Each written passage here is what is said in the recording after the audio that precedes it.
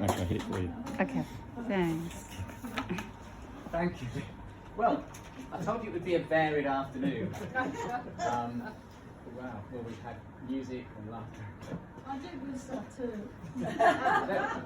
Yes, sublime, ridiculous, amazing. Yeah. Who knows what's to come?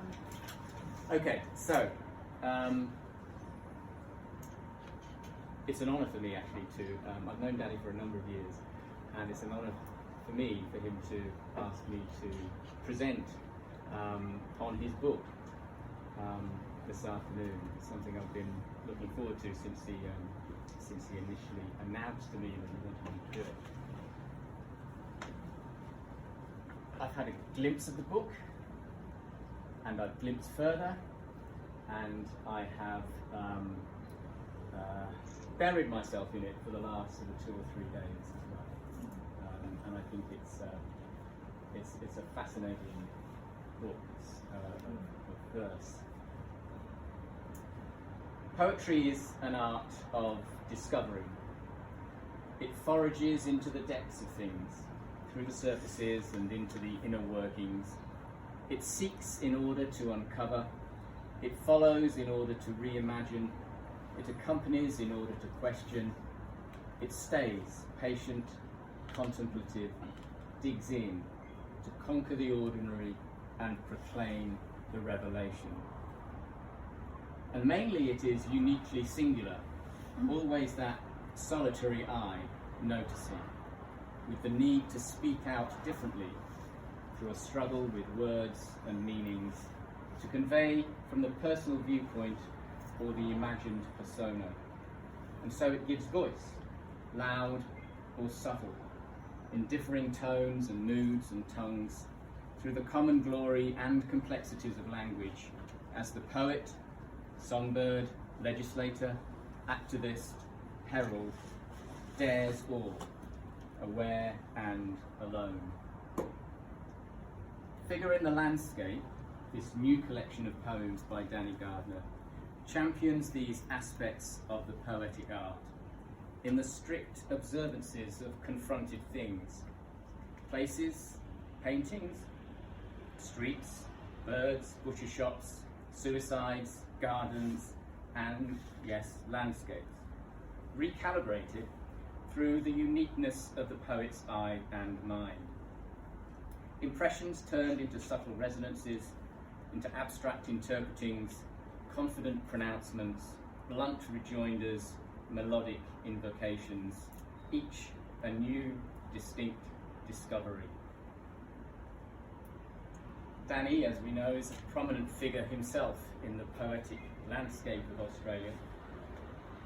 He's a poet, performer, freelance journalist, editor, adventurer, coordinator of urban poets and writers, and the holder of a tenureship of over 30 years as co-convener and convener of Live Poets at Donbank, a monthly poetry gathering that has given and continues to give air to major poetic voices in Australia, and out of which Danny has edited and compiled 3 marvellous anthologies.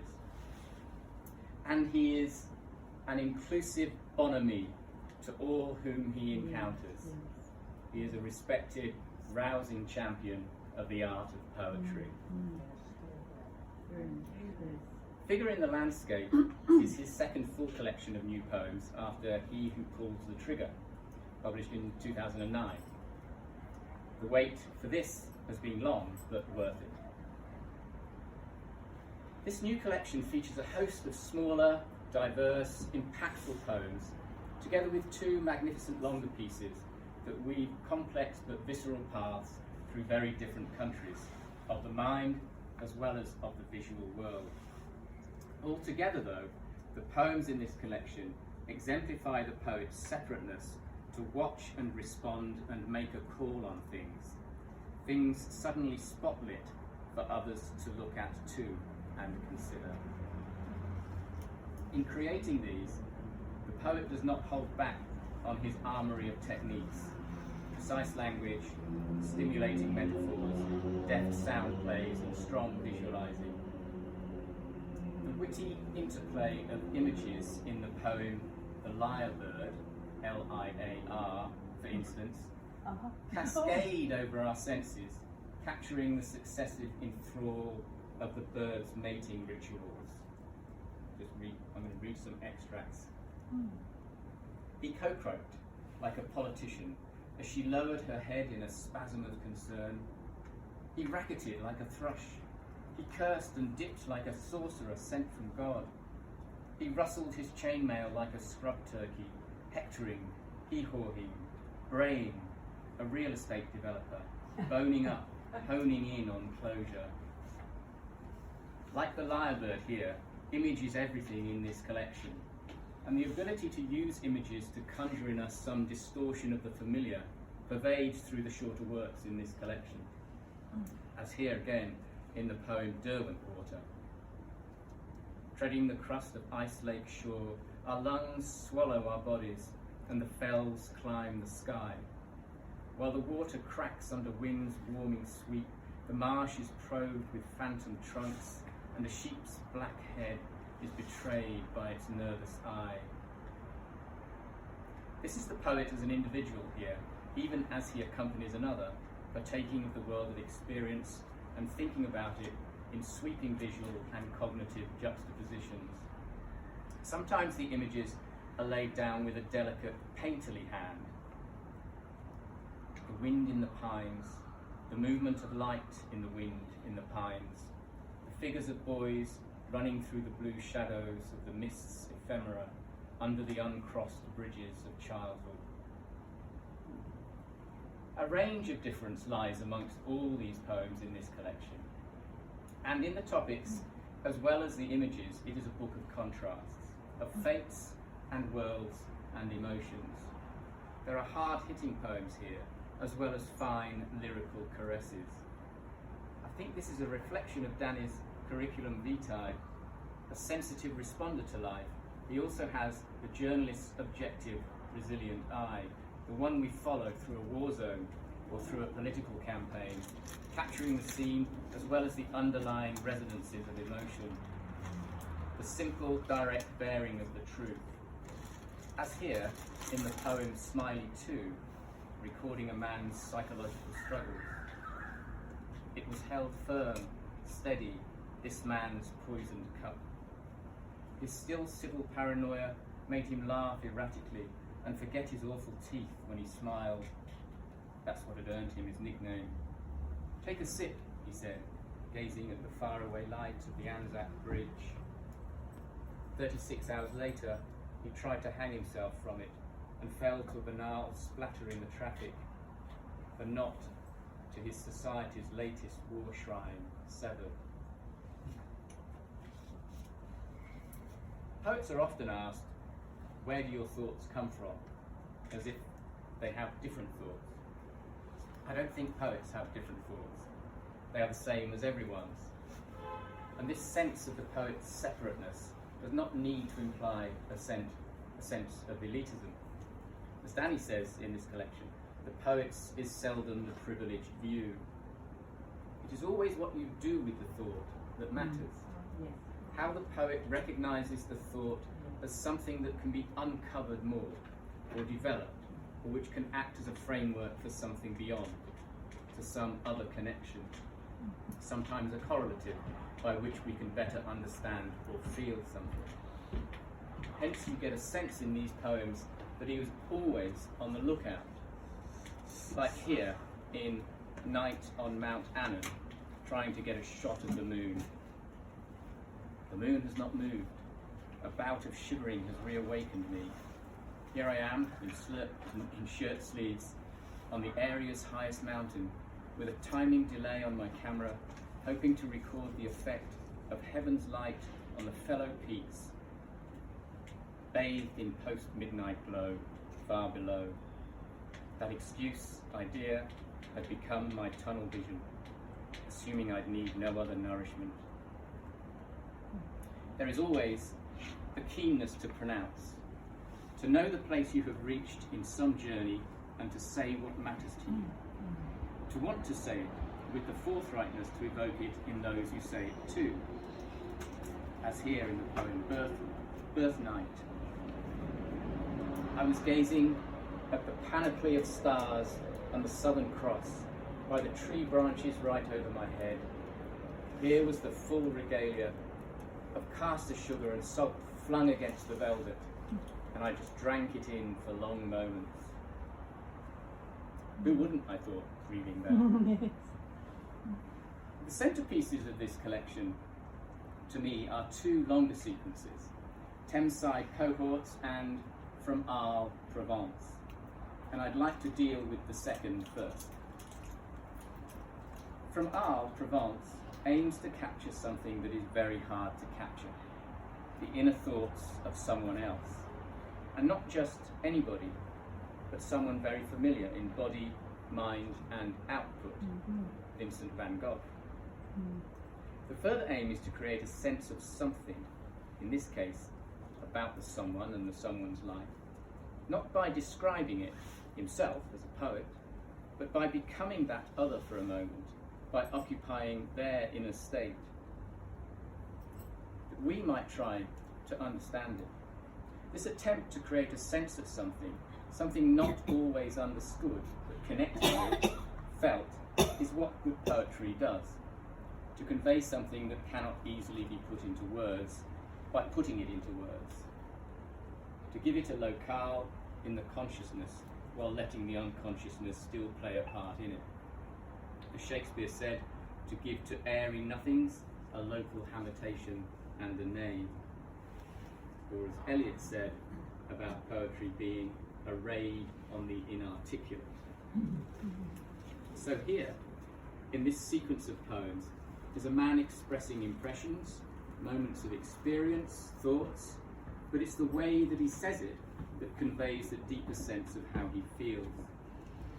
I admire what Danny has done here. They are poems of show, the inner workings of thought, the undercurrent of temper and emotion, blazing through act and scene. As all art tries to find a way of showing. And these are subtle poems. They succeed because there are no pretensions. It is the artist that speaks to us. What the poet does is simply present these evocations with a poet's subtlety of language and structure and linguistic decisions to make them not just thoughts, but feelings. The poems are situational vignettes, and they go straight into that situation in medias res, almost as if we are already familiar with the setting and the person in it, which of course, in respect to Vincent's life, we are. This is the start of Bedroom in Arles. I see people go out of this room as I am about to step into it. Are they hiding from my need of society? Returning exhausted from the sunflower fields, my studies of the clouds and the birds, I fancy too I hear voices. Are they from my childhood or my still childish ambitions? On the bed I lie, hearing the clucking of cuckolds, looking from the cloud shapes to the tangerine ceiling, the ruby flower design tracing the empty mirror. Of course, we are familiar with this persona, and what we get thereafter are often poems of questioning, or of angst, or of dilemma, of the painter's interrogation of himself, or of the situation, or of his work. As here at the very start of Iris at St. Remy. What possessed me? What made me walk in that direction, in this garden? What drew me on beyond my memory, beyond the sadness of a lost one, of a loved one, or an argument with a relative, beyond my stillness? What made me wonder, instead, how the garden offers up such gifts? There is an assuredness here, a confidence of voice that is the mind and conscience of the persona. It creates that sense of honesty and openness in what we are reading. It is like we are connected to him. And here is someone opening up to us. Gauguin said my sunflowers were better than Monet's lilies as impressionist works. After a long walk with Gauguin, I painted the Red Vineyard, and in the studio, 2 portraits of a cafe owner, and then the start of the sower. The canvases just flowed. Such intelligent company is good for my continuity. The language of these poems is free and dazzling as Van Gogh's brushstrokes, as here in Harvest Landscapes. I looked again at the sketch I made last night, the man and woman gleaners curled into their warmth on the straw, and felt sleepy. What did I think I was doing here? I had walked beyond the hay cart's wide compass and the gruff brows of the unsuspecting farmer. I listened to the starlings and wood doves playing concerto notes among the fences and the stacks. I should have been sketching the wind-ruffled grasses and huge nodding sunflowers, but the far roar of the black bull stirred me. Of course, we were always going to meet the dark side, the darkest of sides, to come to terms with the wheat field and the crows. But we want that to feel unpretentious and honest too, and the poet doesn't disappoint here. You think the picture can come to you on demand, through endless beginnings and dead ends. Outside, the cornfield stretches ever ahead. You wade into it as though entering a wave. It lures, coiling round your arms and legs. Your breath fails you, drawn on by a caroling in your head and a sky jarring, broken by that melody. Clouds black with the repeating gale of wings. These poems draw on particulars, and they remind us that life is particulars. In the end, we are left with a sense of empathy, the awareness of someone else's vulnerability and inner strife, but also the joy of the spirit that can be so alive to the world. They are not just descriptions, not just show. They are a voice, beautifully interlocuted by the poet, and the feeling in these words, what we empathise with, is in the voice raiding the inarticulate, conveying that feeling beyond words by observing and expressing the small particulars of experience in this open and genuine expression that lets us feel too. In the second sequence, Thameside Cohorts, we go from the sweeping psychological colouring of Arles to the monochrome grunge of 1980s London. Again though, the observational eye, but this time what it sees is harder, fiercer. The people here wear battle dress and flit between the bars of wind. The eye still picks things out. Again, the particulars, eclectic, sparse, essential. From nowhere comes the smell of bagels, the rising smile of an Indian girl. Things take on different meanings in a big city. Sights and sounds that might be purely lyrical in other settings adopt an ambivalence when there is so much else around being noticed, which bombards the senses with harsher realities. Undersides, slum basements, darker alleys to go down.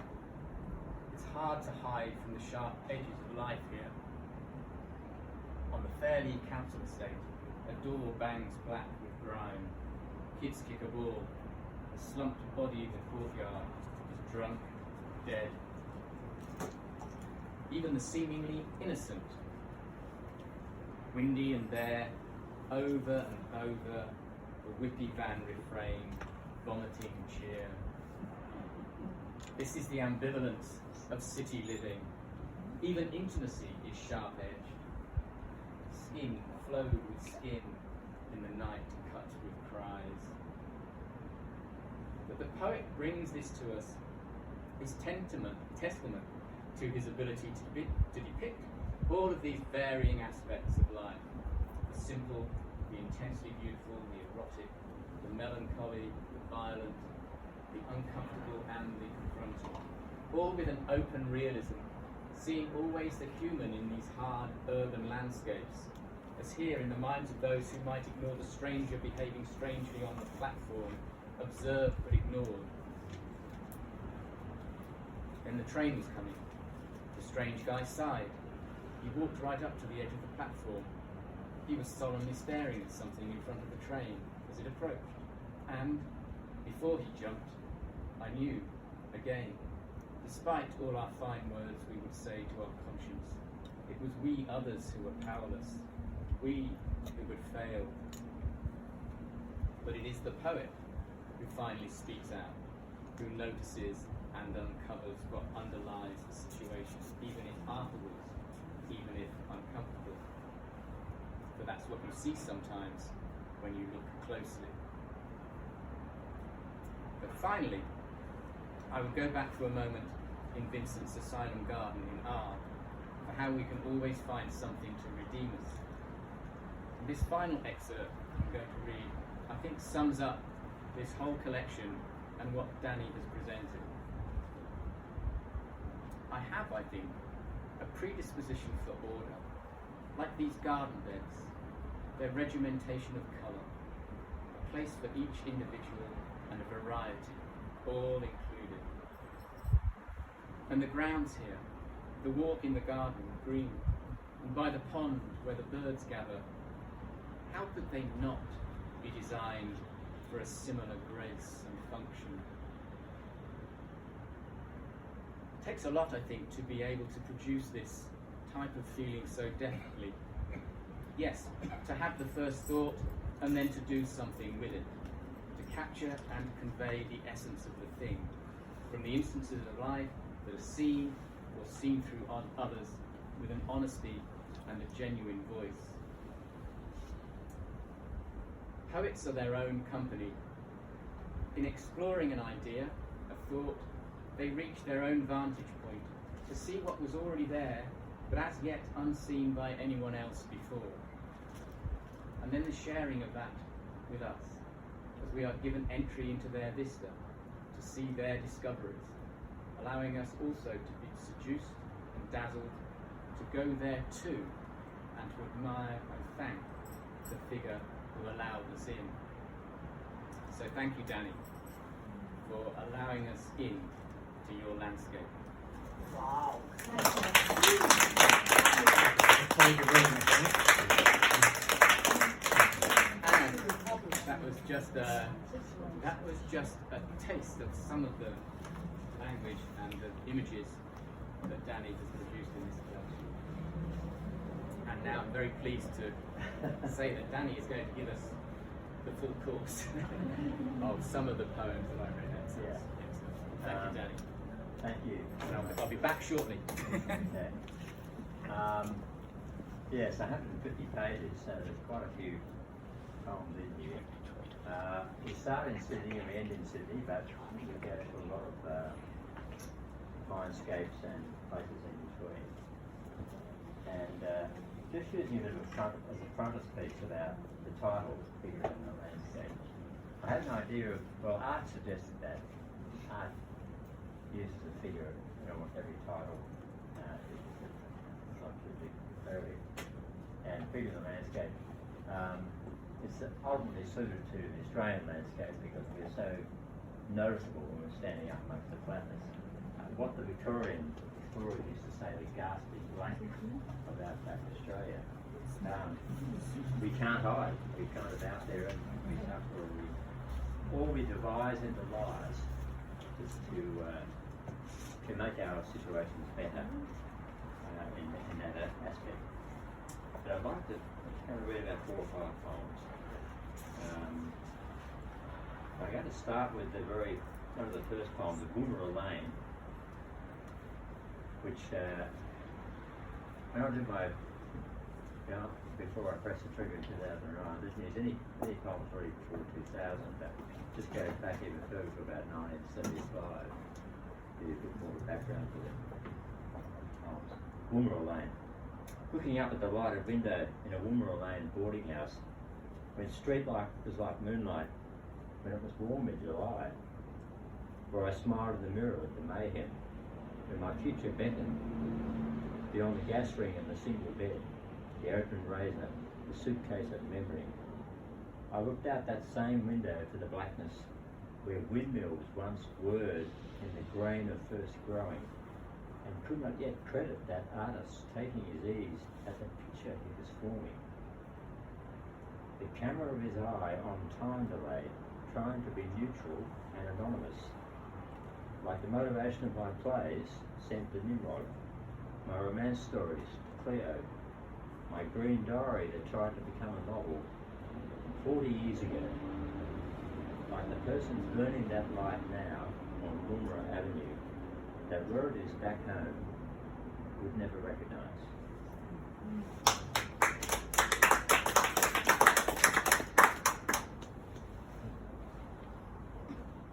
And just moving to that London scene which Phil described, a few passages he referred to. This was actually now the actual picture of the poet who's actually had a production and more investment in the scene and starting to make a few friends in that area and get a bit of traction, he thinks, in his outlook. It's called Shelter. I'm lonely now in the parks. Camden calls to soothe my broken wings. I'm carrying a book of poems in the pentameter zone of Jack Straw's Castle. It's a famous pub in Hampstead. Dickens lived in Byron Place when London was still a long way off. Keats and Shelley walked Hampstead Heath. In my shell-shocked snow, a stream claws at the roots for life, while winds of argument blew through parlour coteries, and my circle waited here too. Objects of a discarded art poured newborn into a room of eager ears, whose ghosts nestled in the ceiling for future gods to apprehend. Each sun up I crossed myself to the side of St. Pancras, hanging angel crazy in gaswork summer field. Yet how do these trees grow to caress our prickly walls? Like Roman way runs by Pentonville prison, like friendship is an albatross, half carried by and half carrying me.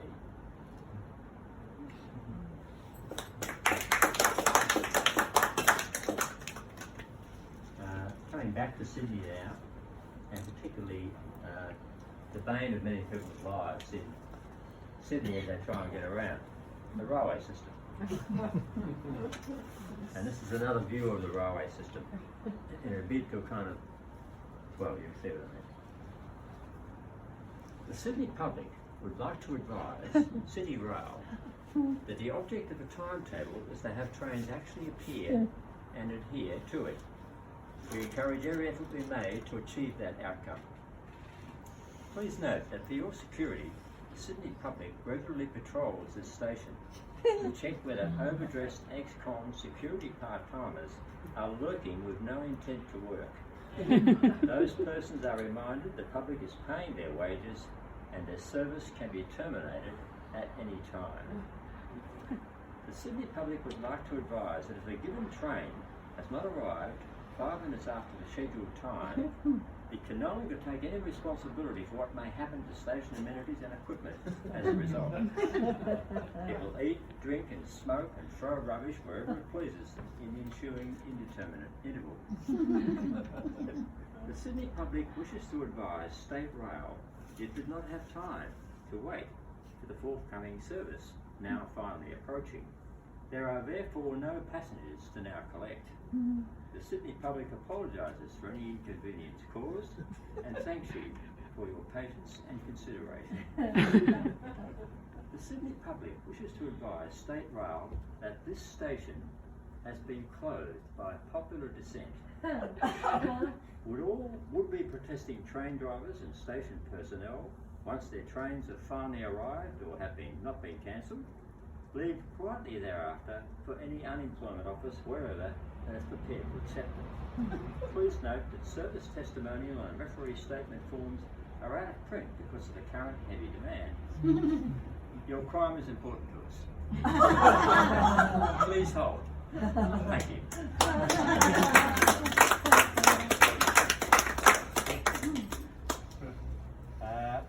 There's a bit of travelling going on in this book, and this is another series of interlinked poems, and it concerns Spain. And everyone goes on about Spain, the coastal regions, the bullfights and all that sort of thing. Well, this is a bit different because it looks at actual situations where trying to find an actual habitation for the night can get you into sort of certain family-oriented situations you're not aware of until it's almost too late. Spain, are you here? In Castel Ferrero, I met the evil eye on the beach. unable to swim the gritty water, much less sleep. In my escape, sickness would befall me. In the Spaniards' own resort, any hostels were shut. I saw a sign for camas, rooms, a hole in the wall of a dining room, the mother sewing in the corner, the daughter resigned but dissatisfied. I complained of thirst and she gave me hot milk for an upset stomach. Upstairs, the mother made up a bed. The old man brought me food I couldn't eat. I was hallucinating before the daughter. I clasped her hand against my forehead, whispering, Alma, Alma mia. She had kept blowing into her clothing, mucho calor, calor. But the father called her off with a sad, el hombre. I turned to one side. Purple rivers coursed through my head. Only Disprina and Magnesio from the pharmacia would help. Was I only sick in that bed? And in a faraway land that night, I found an incredible story Sarah had written. I walked a familiar landscape with Alma, our former girlfriend. I knew you would not be happy with another girl, she said. She was too conscious of her own futility. Then I got to Marbella. Spain, here, Marbella. It has a film star aura and high-rise gone crazy. Miniature forests, water glistening through trees from the highway, villas and fine cars on ornate curving roads, enclaves of retreat for those with means, yachts among the rocks. A German girl said 9 to sharing a pension. But a little old man at my last resort said I could sleep on the balcony for half price. The next day at dawn, a Santander tourist clumsily befriended me. I came back from the sands in the El Cordobe bar to meet mealtime with my suddenly adopted family, Gonzalez and his wife, daughter Pilar and little Vanessa, and grandfather, who raved out loud at unrehearsed moments. At table, a beautiful alcohol-free wine from up north, salads, hams and salami on bread, before the guapa Andalus entertained. She danced and sang. I had photographs taken, hugging the others. There were all the duty-free goods from Suta to show. In-jokes and Gonzalez nudging me with wrinkled chocolate arms, gesturing for Pilar to take my hands in another dance. Vanessa curtsying through a forest of legs as guitar tones enfolded. I was quite at a loss to reply. When the music stopped, it was Vanessa's bedtime. I stepped out to a bar, meandered by the cafe maze, pilot lights of late-night ice cream stalls. From a darkened doorway, another song of the Spanish tongue shone. A wall of murals of local stories fell down a narrow lane.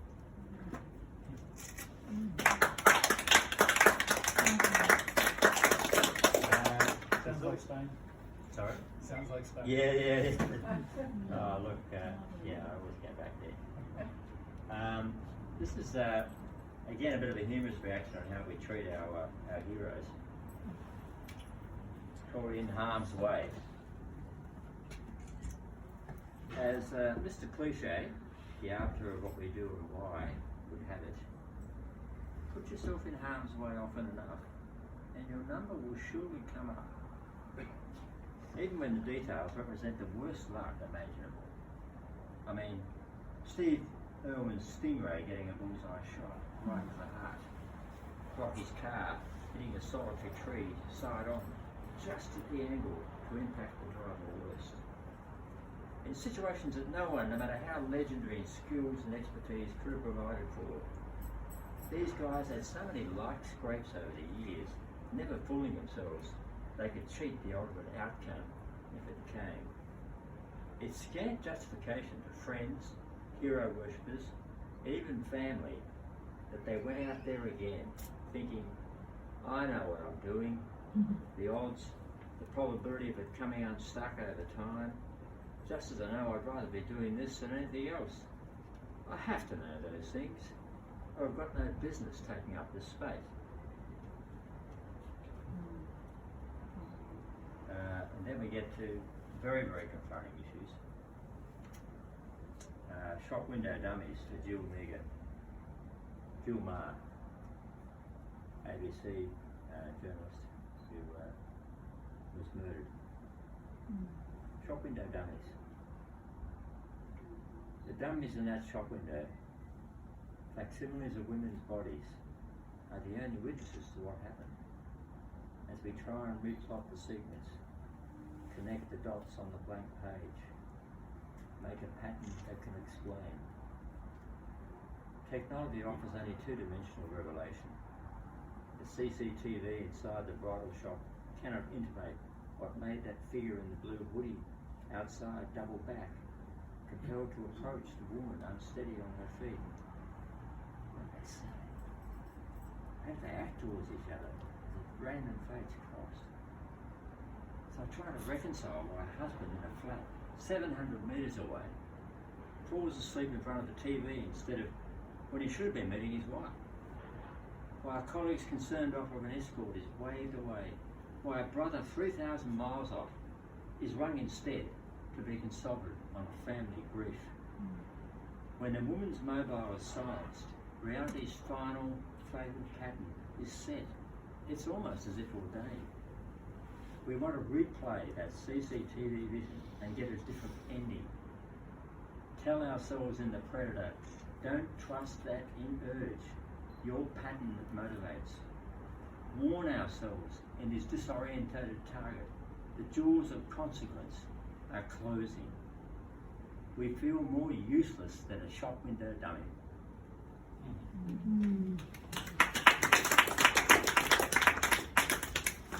Just a couple more, and we're going to get back to Danny Gardner now. And of course, the seminal thing about